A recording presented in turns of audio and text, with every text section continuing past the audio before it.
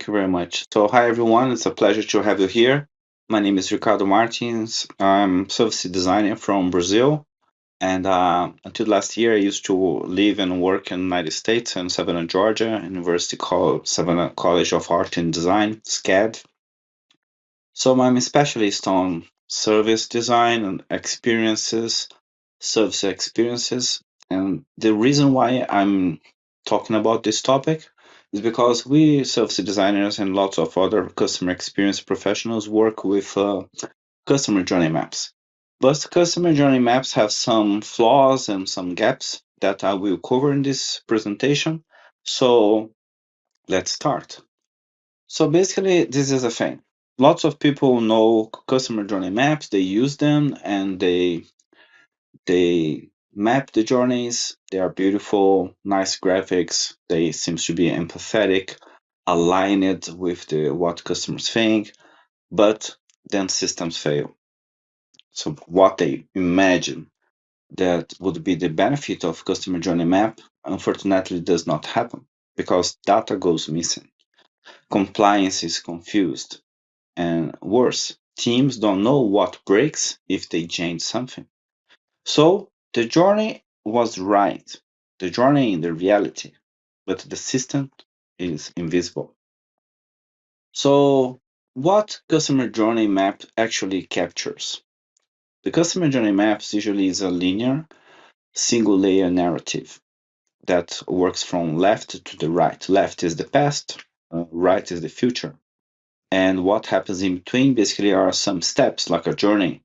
So people, the customers, they follow some specific steps, like in this example, you can see consideration, like what should be the right product, and then the final decision to buy or not. And after using it to decide if they stay, they keep using their product or service, and finally, if they will defend, they will be advocates for this product. What's the problem? Basically the kind of information you get from a customer journey map is basically just the touch point name. Sometimes you have the emotion saying if there is a frustration, anxiety, happiness, etc. But that's it. Basically, the customer journey maps answer one single question: what does the user experience? But what about everything else? So I'm showing you here like a knowledge graph that offers some additional information. So you can see here the customer and the touch points like awareness, purchase, delivery, and some touch points like a website, email, etc. And but you can see some additional information like basically data, name of the customer, age, location, segment, and for the touch points you have name, if it's a peak end or if it's a peak um, touch point or not, what's the customer satisfaction score, what's the kind of data used. But you can add another layer that basically is what are the systems that are being used. So when you combine touch points, systems, data, information, outcomes, etc., you can see that this is much more interesting than simple customer journey maps. So this is what I'm going to talk today, that basically knowledge graphs, they can bring much more value for the analysts, for people that need to make decisions, to understand, to determine strategy direction. So instead of having just the touch points, you can add some nodes like data, system, team, outcome.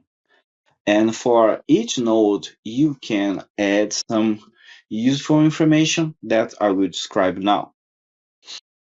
For example, the first possibility we have when you are describing the node touchpoint, we can add some properties like the name of the touchpoint, that is usually what we have in a customer journey map. What is the intensity of emotion? What is the effort score to perform that specific task or in the journey? If that specific step is a peak step or not. Peak is a concept from experience that we is based on the peak and theory that basically say that people remember first some kind of activity in the experience that is we consider a peak of emotion. That's something that is very frustrating or very interesting or satisfying. But the peak end also says that we remember what we see lately in the journey. So this is a very interesting property that we can use to determine priority, which touch point we should start fixing. We also can describe job to be done, the success rate, and even the owner team of that specific touch point. Another possibility is to add information about data. So, for example, if you work with compliance, probably you need to understand if there is sensitive information that should be stored and uh, kept private. What is the LGPD status? If there is a restriction in terms of region storage, if it requires some kind of consent to use that information, and again, who is the owner of those data? So in the right side, you can see the cipher description in terms of touch point connected to data by capture. In the right side, in the example, in the enterprise context, we can see that the customer ID image, that is a data, is the kind of personal identification information data. And there is a requirement for consent. Is this data is compliant? And this data feeds into identity verification success rate in terms of outcome. So differently from customer journey maps that basically says user enters email, done. The knowledge graph goes further in terms of enabling us to ask more interesting questions. Another kind of node and specific properties that we can add is the system node. For example, here we have properties like the name of the system, what is the uptime, the region, betweenness, page rank, and if the system depends on other nodes or other systems. So on the right side, you can see that document verification API, this is a system. And this is connected or associated with some properties like uptime 99.5%. This system depends on storage service, and everything here is maintained by the back-end ops team. So this is another layer. Another example, another possibility is related to adding information about the team. Look, when we are describing the customer journey map, it's very important to understand who deals with specific parts of the system. Who is the owner? Who are the gatekeepers? Who are the people who approves some kind of process? So in the team, we can associate with the name of the team, the specific department, region, some roles, or even contact email. Because this information can be extracted in the future by a query using Cipher language. So in the example, we have the team Digital Onboarding Squad.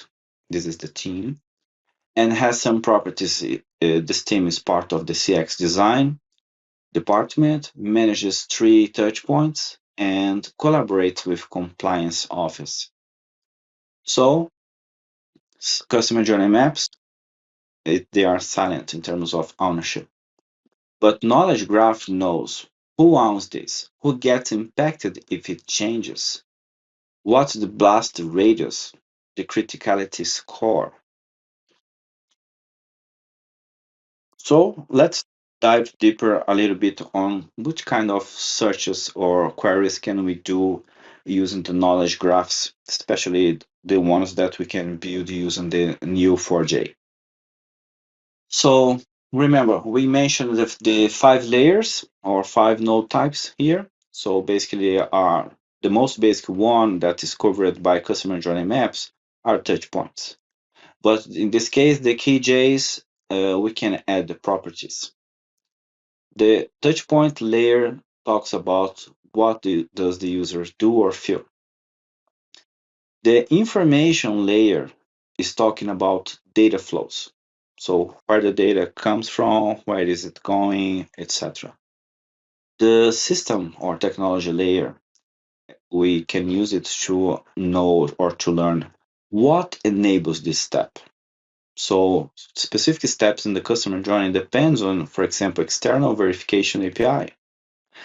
And we have another layer that is the organization layer about ownership or maintenance, and the layer about value. Value is all about the needles.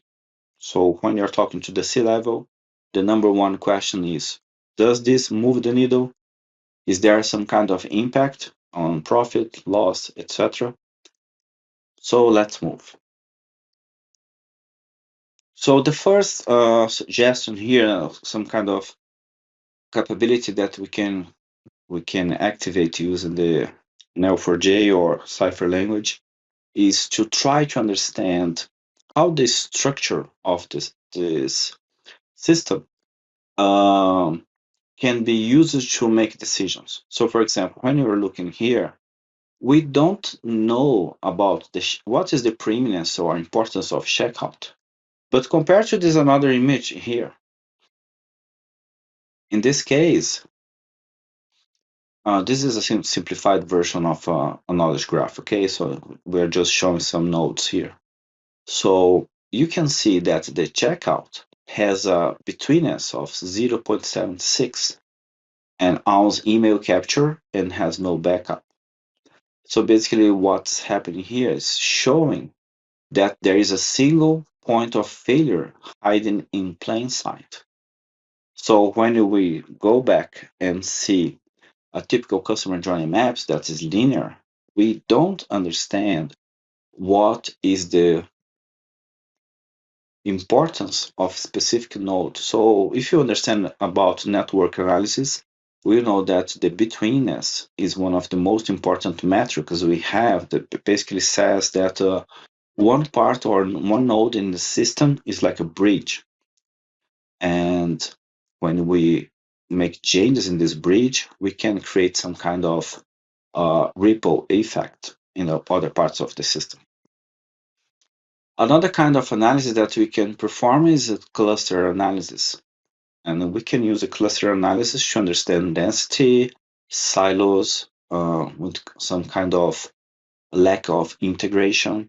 So when you look to this example here, we can see that we have onboarding cluster, payment cluster, marketing cluster.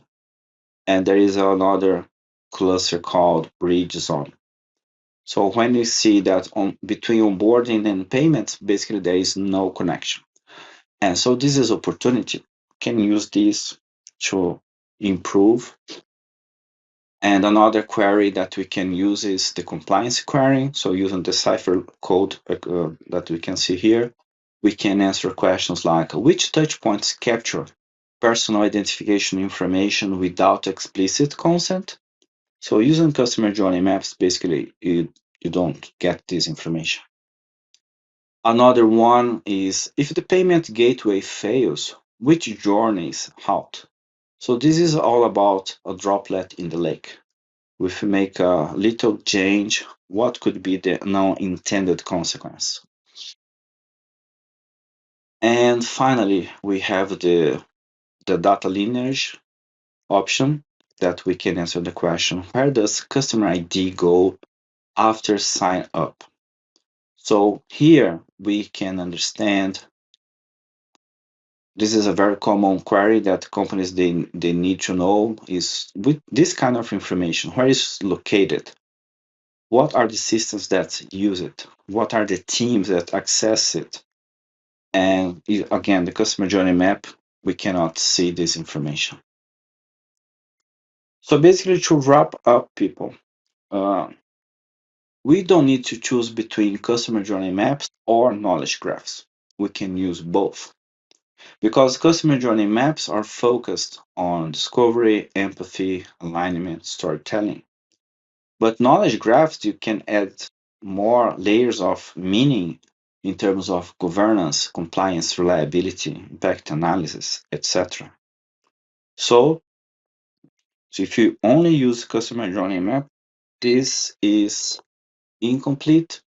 But when you are using knowledge graphs, you can see the real intelligence revealed by the structure.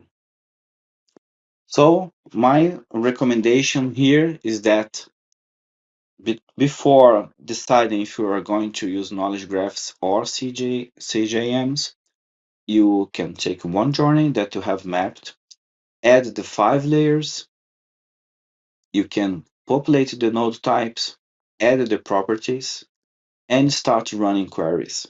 Because when you do that, you can see if the answer changes how you build. You have moved from designing experiences to designing resilient systems. So thank you very much for your attention. So if you want to talk more about this topic that is fascinating, you can add me on LinkedIn. This is my QR code. You can find me there, and it will be my pleasure to keep this conversation flowing. Okay? Thank you very much.